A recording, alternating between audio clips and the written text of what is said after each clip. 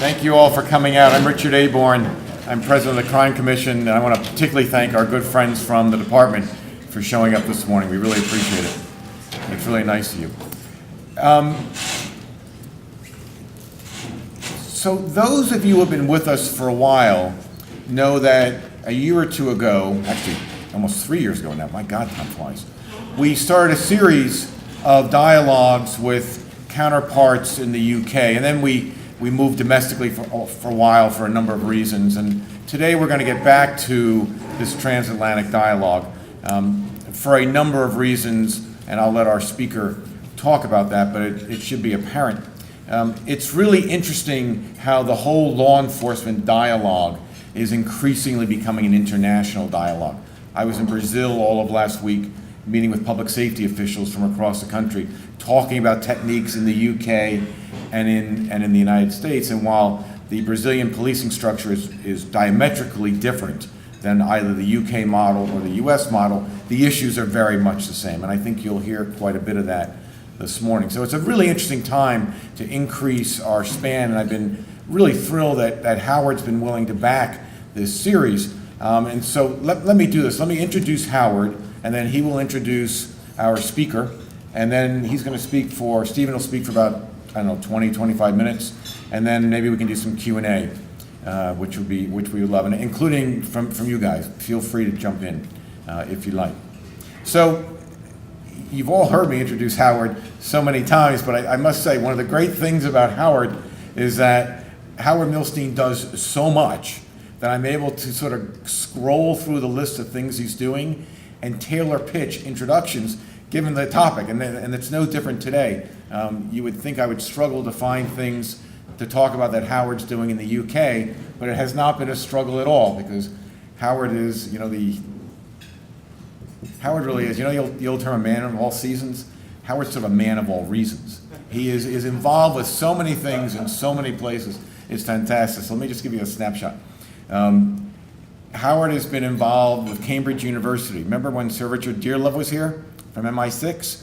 He has interacted with him now. His son went to Cambridge, and he has now opened up the Milstein Library and Exhibition Center at Cambridge, which is going to give Cambridge, which has a world-class collection, the ability to, I think, it's probably an impolite word, but better, exhibit their materials both in the virtual world and in the physical world.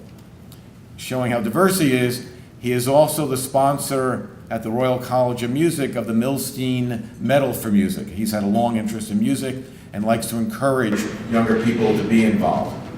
Switching to yet another aspect of Howard, which is so fantastic, he works with Prince Philip in helping young people around the world, some 780,000 of them, who exhibit an interest in working with their communities. They help foster that, and they recognize that. And clearly, as everybody in this room knows, what could be better than that, than helping kids work in their local communities? And Howard just continues to show this sort of both diversity of intellect, diversity of interest, and this tremendous diversity to back things, including this series. Well, when you know Howard, one of the great things you know is that if you get an idea, I hope I don't have any private funders here, I'll get in a lot of trouble right now, but when you go into private funding cycles, it can take a while. With Howard, it takes about 3.5 minutes. Here's the idea, here's what we need, here's why we're doing it, here's the analysis, here's the projected outcome, and Howard goes, what about this, this, this, and this? And usually it's okay. And it's, it's just really quick, and that's wonderful, and certainly not-for-profits like the Crime Commission and many other groups need that kind of support. So Howard, as always, we are deeply grateful to you. Thank you for this morning, and would you please introduce our speaker?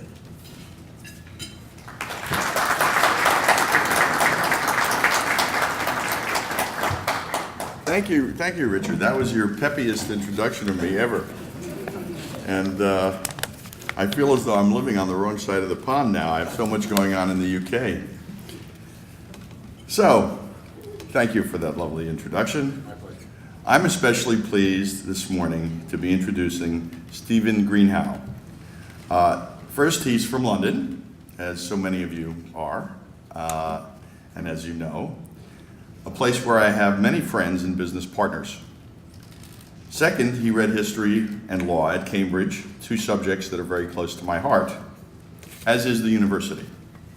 Third, he is an experienced business person, and as such, he embodies my own strong convictions about the value of that the private sector knowledge can bring to public service. As president of the Cambridge Union Society, he graduated in 1989 and went to work at Procter & Gamble as a brand manager. From there, he became a management consultant at PricewaterhouseCoopers and then founded Biba Medical. His political career began in 1996 when he was elected to the Hammersmith and Fulham London Borough Council. 2 years later, he became the Conservative spokesman on social services. He has since distinguished himself by having several times been named among the, quote, top 100 most influential right-wingers, unquote. That's not a term of derision. That's not a term of derision in the UK. A famous cost cutter, he was named Shadow Secretary of State for Communities and Local Government. In that role, he headed the new Conservative Council's Innovation Unit. He was also appointed by the new Mayor of London, Boris Johnson, to oversee a financial audit of the Greater London Authority. In 2012, pursuant to the Police Reform and Social Responsibility Act of 2011, the Metropolitan Police Authority was abolished. It was replaced with the Mayor's Office for Policing and Crime. Mayor Greenhalgh now heads that office as inaugural Deputy Mayor for Policing and Crime. On our side of the pond, that's roughly the equivalent of the Police Commissioner, but broader. As such, his job is to ensure that all London's public services coordinate to prevent crime, deliver swift justice, and reduce recidivism. To that end, the Deputy Mayor recently unveiled a new online tool that gives the public access to data on how quickly offenders are brought to justice. As we know, we tend to do better on the things we measure. The goal is to reduce processing time by 20%, and while it hasn't yet been achieved, there has been solid progress. Not one to rest on his laurels, Deputy Mayor Greenhalgh is on the move. In December, he declared his candidacy for the 2016 mayoral election. In the meantime, the Mayor's Office for Policing and Crime is lucky to have him at the helm, and should he prevail in 2016, London will be lucky to have him as its mayor. Deputy Mayor Greenhalgh, welcome to New York, and welcome to our Criminal Justice Policy Forum. As you know, our own Richard Aborn has done a great deal of work with the Metropolitan Police, and we're proud of the collaboration between our two cities. We look forward to hearing your thoughts today.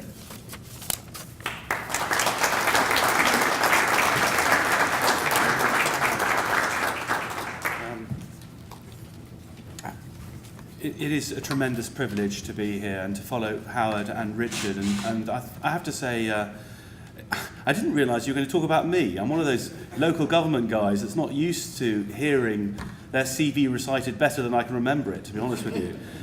Because it's fair to say we have that connection and that love of Cambridge. It's a very special place, and I only go back about once every 10 years, and I happen to be there this Saturday.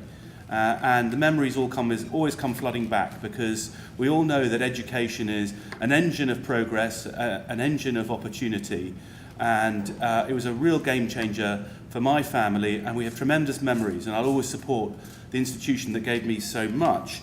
But it's fair to say what the CV doesn't show, which is true in business as it is in public life, that in order to be successful at anything, you need to have a solid foundation of failure. And I say that, and it's not a very American thing to say, because I know you never admit to failing at anything. That's why I said it, because it's a very un-American way of thinking about it. But if you think about it, if you think about failure, you can then reinvent and succeed. And my background, which is very much in local government, was based on not running the town hall, but connecting with the communities that I had the proud opportunity to serve for a period of 6 years as leader of the place where my parents moved to in London, when they didn't have a lot of money, which is a very polarised, both economically and socially and politically, part of London. And I had the opportunity to be the first majority council leader in 2006. But the real privilege was after cutting taxes and improving services and buying more police officers for our town centres. The real privilege was that the people of Hammersmith and Fulham re-elected me in 2010. By 2012, I was exhausted and I wanted to retire. It's a tough game being in politics because I am an appointed politician, but I was an elected politician, and I wanted to retire. And this chap that you remember, caught in the zip wire with his Union Jack flags, he gave a call when he'd won. And he had 8.6 million he could have called. Maybe the people under 18 weren't eligible, but he called me. And he asked me to be his deputy mayor for policing and crime. And I'm going to let you all into a secret. I knew I wanted that job within a nanosecond. The problem was persuading my wife, which took a period of about 4 days. And I have to say, I'm so pleased that I've had this role. It is a huge opportunity to be here. And you are absolutely right in the series behind this, the theme behind this lecture about bringing different communities together in order to have the purpose of creating a safe place. It does require law enforcement. It requires the NYPD. And look how they all sit together on the same table. They know each other, they work together, they keep you safe day in, day out. And they travel via Wigan, Ireland, to New York, and you keep Manhattan safe. And you do a marvellous job for the people of New York. And my background and connection with this city is over a number of years. And I've come to New York annually in November every year and watched the city thrive.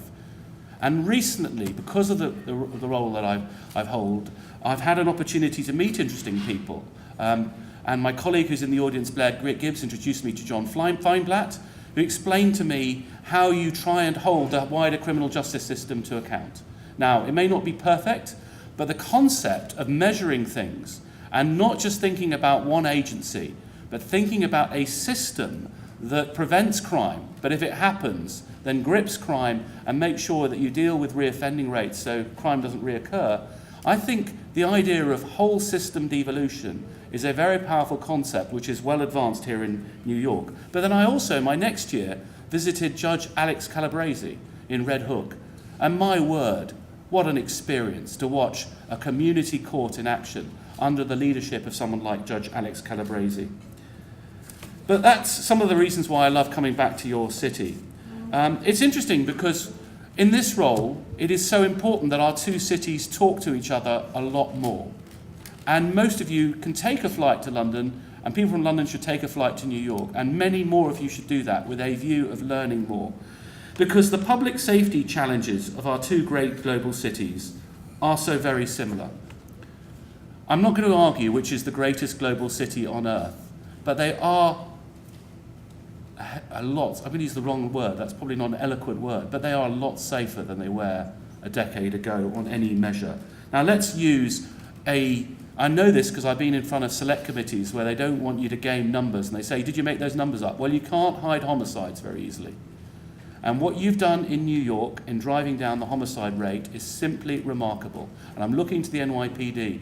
Each year, the homicide rate going down, the rate and my figures, and they may be wrong, so forgive me, but to see it go down to 333 in the last year, that is a remarkable achievement, given where you started with a huge number in 1992 of 2,245. So from 2,245 to come down to 333, and it's keeping going down, isn't it?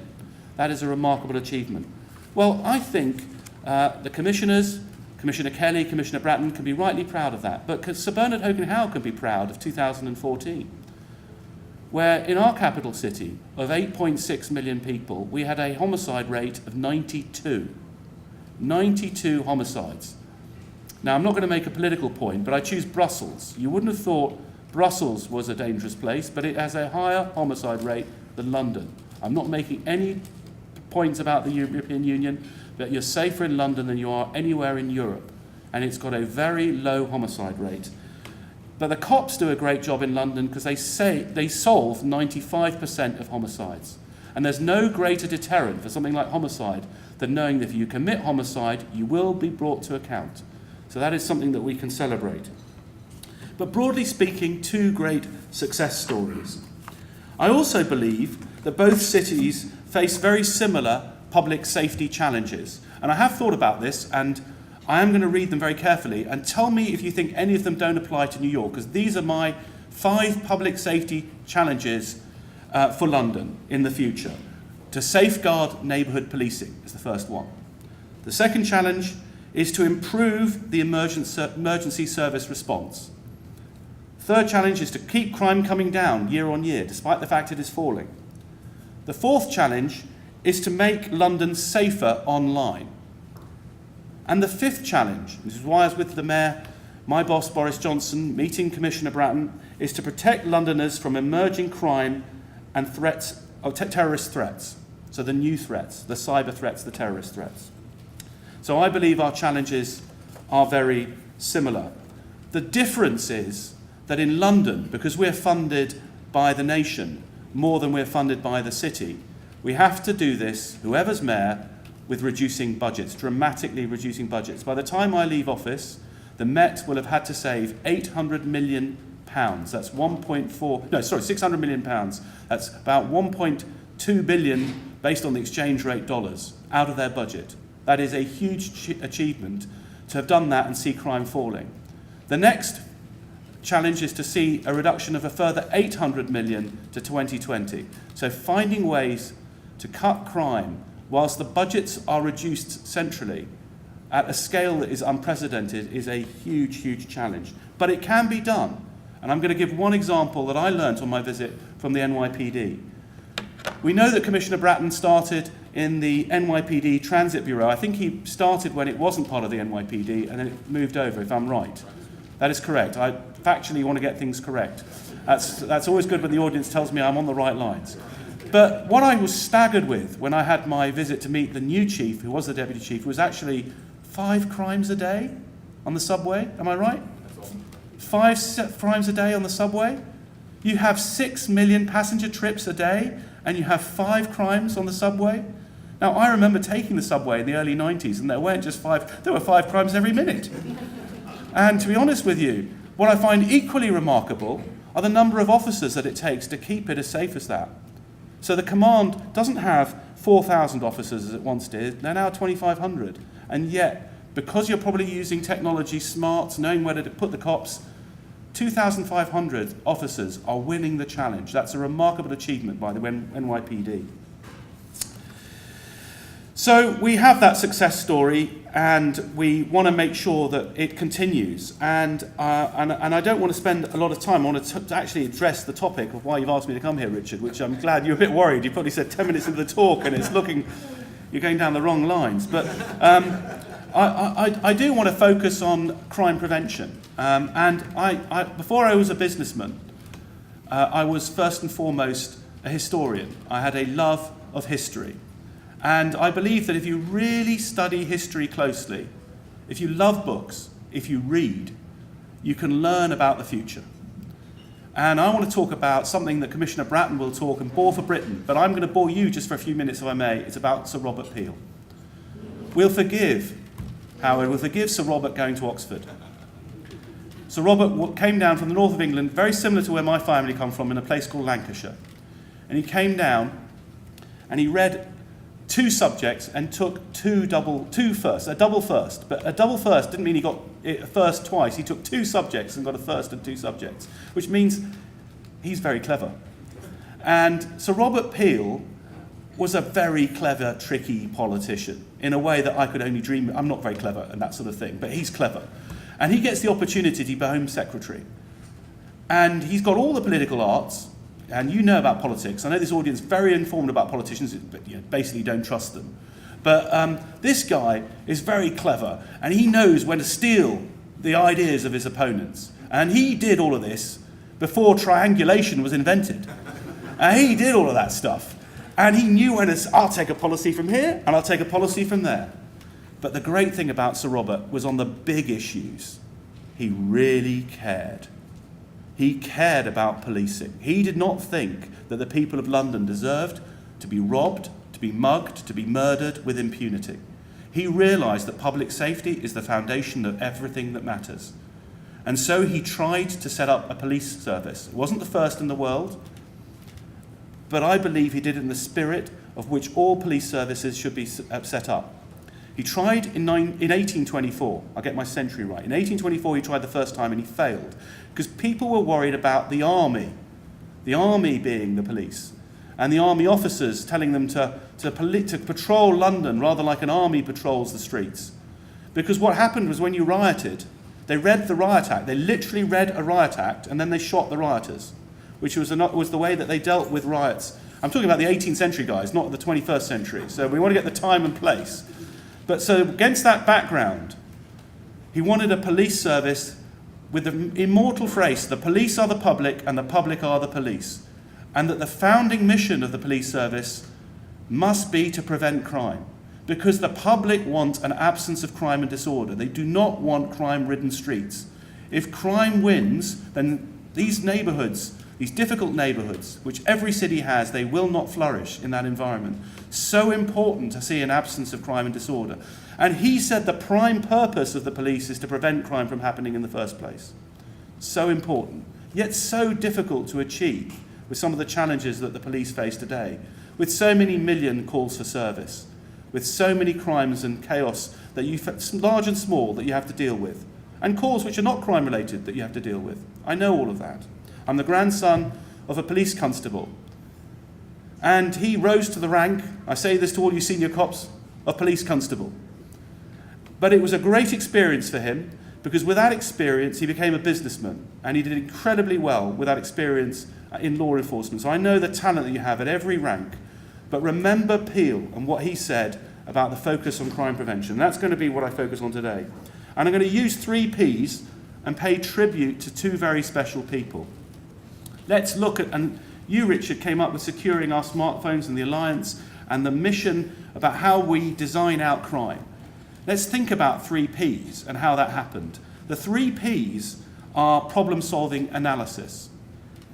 The first bit is to analyse any problem, and the analysis showed that the vast majority of theft was actually theft of a mobile. And we have the information that 50% of that was Apple iPhones. I mention the brand because that's what the data showed. And that then tells you what problem you have and where you need to focus on. The next P is partnership.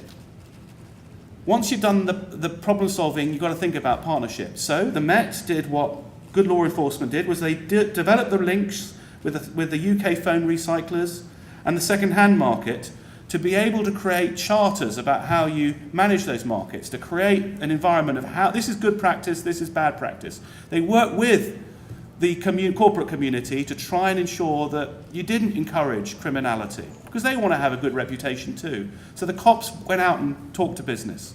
Partnership is the second P.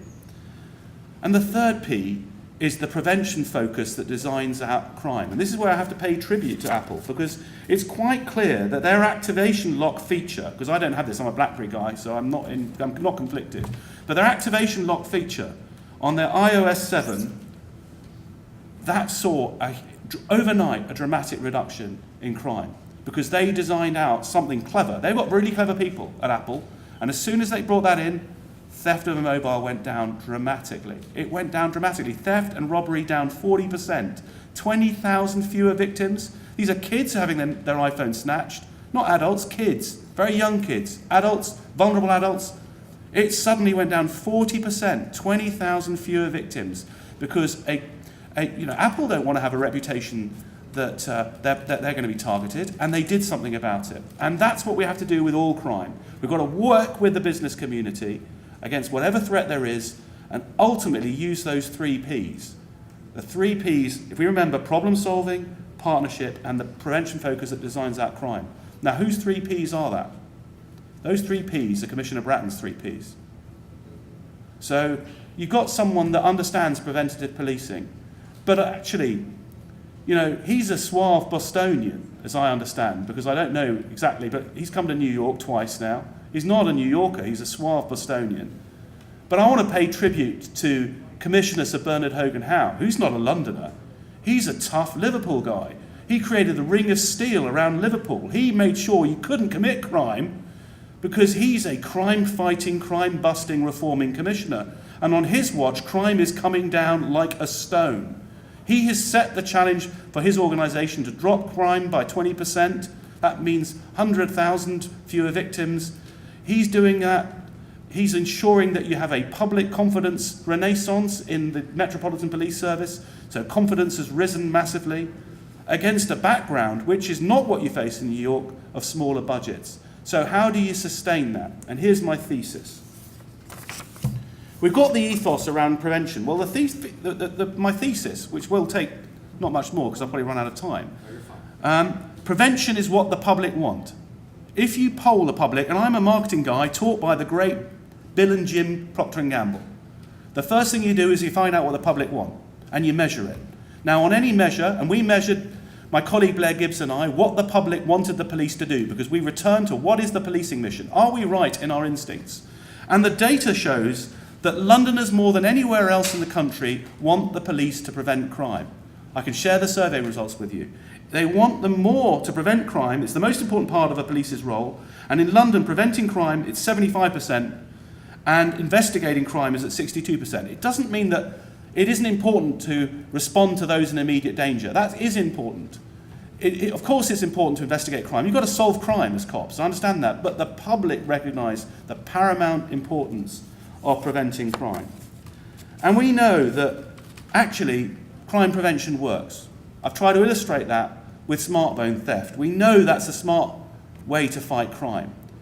And I think that that's the challenge, that we learn over the years. That when I came to New York, and I didn't know much about fighting crime, because I came in wanting to learn from people who've done this over decades, and I asked John Feinblatt, what's your one-liner on why New York's not seen 10 years of crime reduction, which is what we've seen in London, but 30 years of crime reduction? He said it's all been about getting police officers into the places where crime is likely to occur, so that the criminal has to think not just once, not just twice, not just 3 times, not just 4 times. I remember him saying, and I carry on, 5 times before they commit a crime. So cops on the dots has been absolutely the critical reason. And I know that from my visits to New York. I cannot walk a block without seeing a cop. And I don't know if I'm in a high crime area, but the cop visibility and connection to neighbourhoods in uniform, walking the beat, absolutely been the single most important reason why we've seen sustained multi-decade reduction in crime. But we also know that from London. I'm going to give an example. The volume crime, and we want to see a reduction in victim-based crime, the volume crime that you have to beat is burglary. If you don't conquer burglary, you will not hit a target around crime reduction. And we're at a 40-year low. And I was only 7 at the time, so you can now work out my age. The 40-year low is 1974. And the reason why we're winning against burglary is not just predictive in policing, although that's important. We're using those analytics to get cops on the dots ahead of the burglars. But actually, it's good old-fashioned designing it out. It's the alligating, where you need to stop people being able to climb over walls and get into sheds. It's the cocooning and target hardening measures from places, because burglars return to the same place.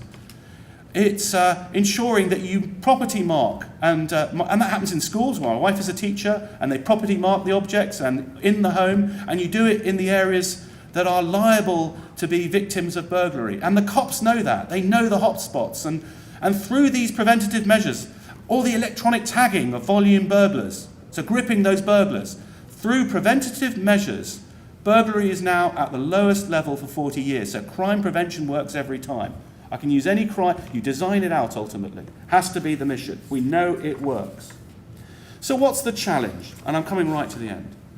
What's the challenge? If it's all so easy and everything points towards crime prevention, why is it so hard?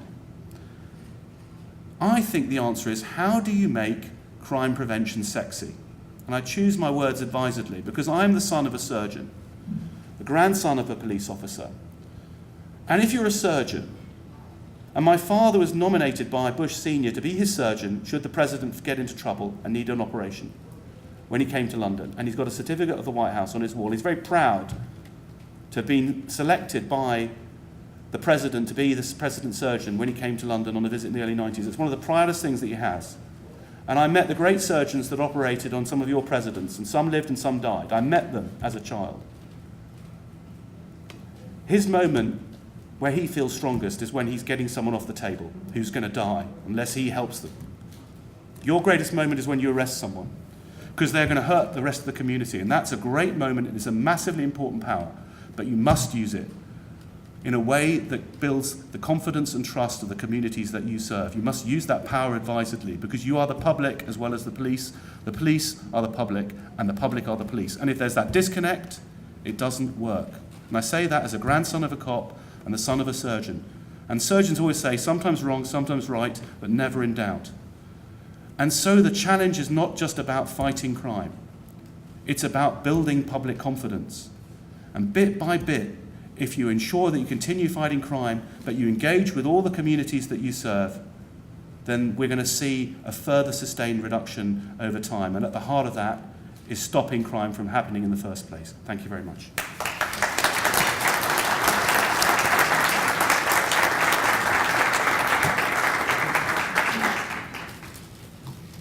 Stephen's happy to take some questions if anybody wants to jump in. It's the shyest group in the city, I'm telling you right now. Anyone want to start? So I'll throw you, it's a softball, but I'll throw you one. Both of our cities have a problem with low-level disorder, repeat offenders that just keep coming back over and over and over again. You're doing some interesting thinking around that. You want to talk about some of that? Well, I was giving you a narrative about crime prevention, which I think is important because it's not easy to do. But the smart thing is to recognise what the data is showing. And the data always shows that a small number of people in a small number of places create the problem. And you've got to start with the small things. And you've had that experience. I don't know, I mean, this is a city that had George Kelling, you've had broken windows theory, you've had all of that stuff. And as a politician, I know in my community, in my neighbourhood, as someone who started as a ward councillor for 10 years, if you didn't deal with the small things, it escalates. The problem is, of course, that everybody sort of doesn't know how to measure some of that stuff. Because if it's a noise problem, you might approach the council. If you have another kind of what we call quality of life crime, you might approach the police. And the data around this and how you measure that is really difficult. So first of all, what you've got to be able to do is know how you categorize things and create ways in which you can measure a response and then bring in the agencies that are going to do the best for you. And we know that a lot of this can link to mental health problems. So we can't have mental health over here not being engaged.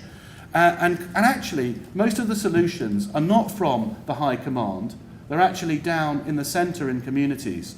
And one of my principles, which is another whole speech, is how do you decentralise decision making and bring groups of people together around the data to solve local problems. Howard? So usually appeals victims about the unity of the police and the public as a jumping off point. Do you have programs in London that are similar to the American program of see something, say something, that uses the public as part of the police force? Yeah, we do. Thank you for that leading question, because I missed it in my lecture. I mean, the easiest thing, of course, is to operationalise crime. We did this when we went in. We very much took the principles that have served the police force in New York very well. You measure it, you focus on victim-based crime, you set a target. For me in this job, it's been 20%. 20% everything. The number's 20% over 4 years, because if you can't do 20% over 4 years, why are you bothering? So it's 5% a year. It's a simple kind of arithmetic. And we went the way of thinking about not just cutting crime, but boosting public confidence. And we're in the process of operationalising public confidence, because the stat that shocked me when I started this job was that not enough members of the public had public confidence in the Metropolitan Police Service, thinking they were doing a good or excellent job. I thought that a figure in the 50s for your first public service was frankly too low.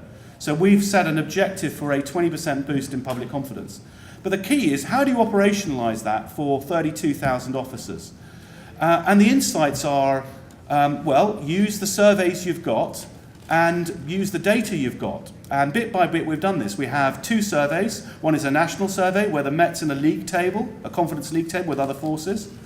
And then we have the London survey, known as the Public Attitude Survey. It's a great survey, it's been running a long time.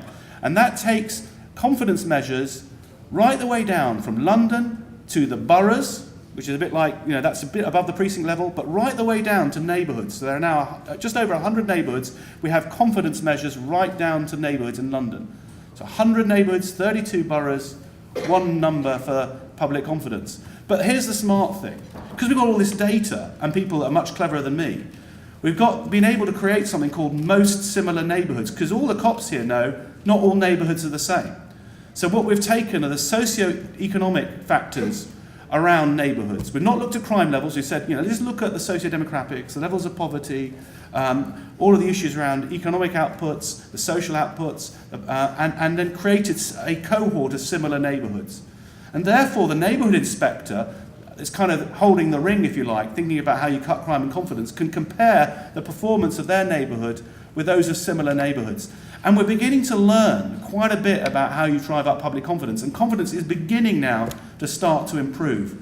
The absolute key, I believe, there are 4 factors, but I'm going to focus on 2 of them. The first factor, which really gets you the gain, is community engagement. If your cops don't engage, in the same way a politician must engage with the people he wants to serve, with their communities, confidence will not rise. And those parts of London, even the ones with many minority communities that have done proper engagement with their communities, their confidence levels have risen. Those that have not found the ways to engage, confidence levels stay resolutely where they were or get worse. The second thing is, don't screw up what you do. The public expect just use of authority. All people, minority Londoners, black Londoners, Asian Londoners, white Londoners, they want a just use of authority. If the police get that right, it's fine, you don't get any credit. If you do it wrong, it has an impact on public confidence. So I think it's absolutely right to set the challenge to the police service, the first public service, not only to cut crime, but also to see that boost in public confidence over time. How are you doing the surveys? Are they electronic? I'm afraid we're still in the non-electronic era. They're done in a very expensive way, but don't you worry, if I continue doing this role, we'll move electronic real soon. But at least it's there. Right? It's 12,000 respondents across London. 12,000. I'm curious about the composition of Brian, you got to speak all. I'm curious about the composition of your police officers. How many are there, and in terms of men, women, ethnic background? Well, the mayor has said.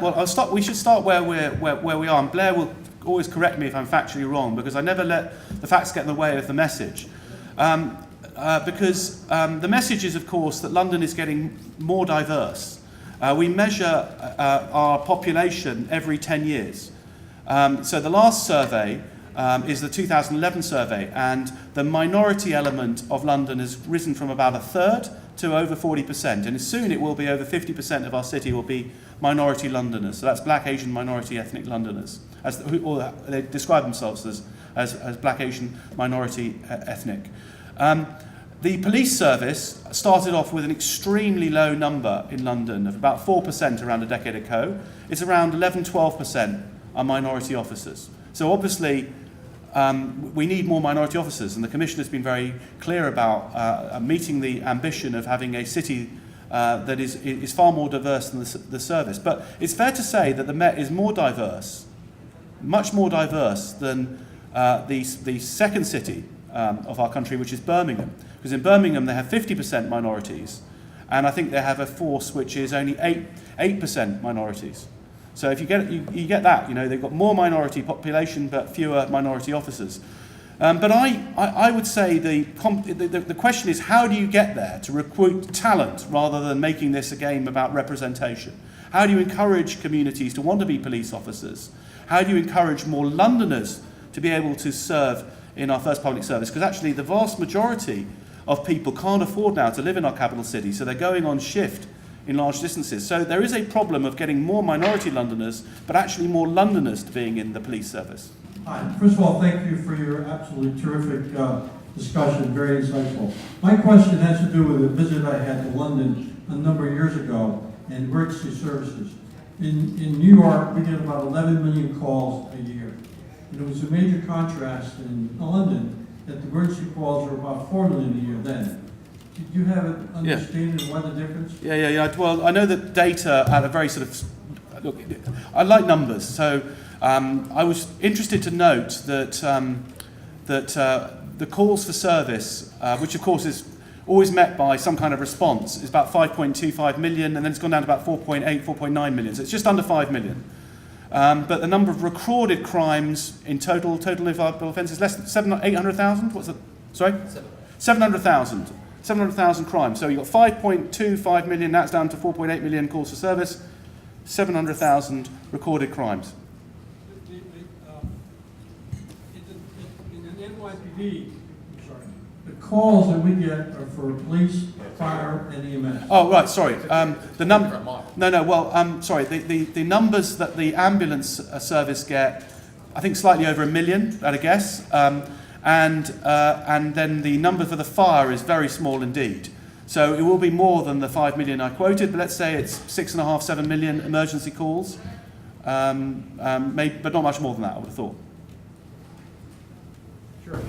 You began your discussion talking about the funding pressure that exists on your agency, and you described it as the funding source is global more than local. Yeah. So, in England, are you saying that funding for police services is funded throughout the country as opposed to say here, our funding is city-based, locally based. City-based. You know, can you just explain how that? Yeah, well, the problem is, you see, the problem is our heritage. You know, we're the old world, you're the new world. You know, so you've had a mayor for how long? 100 years, right? It's an institution being mayor of New York, isn't it? I don't know. I mean, mayor of London. When I described my boss, which you tend to do as deputy mayor, as the greatest mayor of the greatest global city on earth, he said, "Well, they've only been 2."